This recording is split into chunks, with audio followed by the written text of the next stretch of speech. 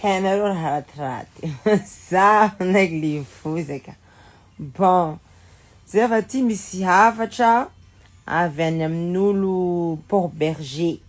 Hafatra fa hoe izy manahavana ty andafy petraka andafy aty, mamelo lehilahy any Madagasikara atsimotsimo any.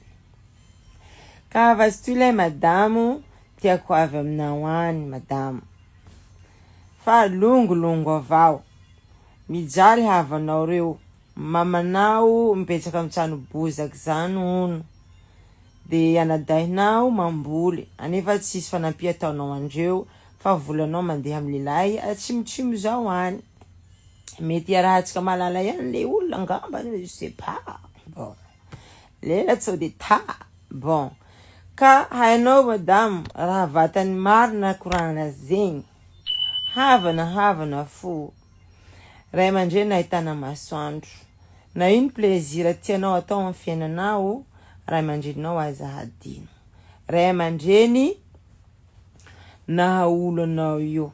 Ray aman-dreny raha nivonoany raha tsy nitiany ray aman-dreninao anao, raha tsy nitiany mamanao anao, nivonoany tamy mamanao nivoaka. Akra fa matoana anao lasa vantana amizao ty tsodrano menanao. Nanomboka anao rehetra anao mbola hely zisky anao zo ty. Ao, ka tsy olo hafa ro mandany ty ozatrinao, mialatsiny fa mifangafangaro le korana, ohatrany tsy sérieuse zao. Fa resaky toy mampiavianareo any. Olo velominao, nataony mariage avao hangalany ty hananany, hangalany ty intereny. Fa tsisy ilananao après. Iva adala handany andro amin'olo antitry. Fa lefa azony ty raha ilany, apitsikiny.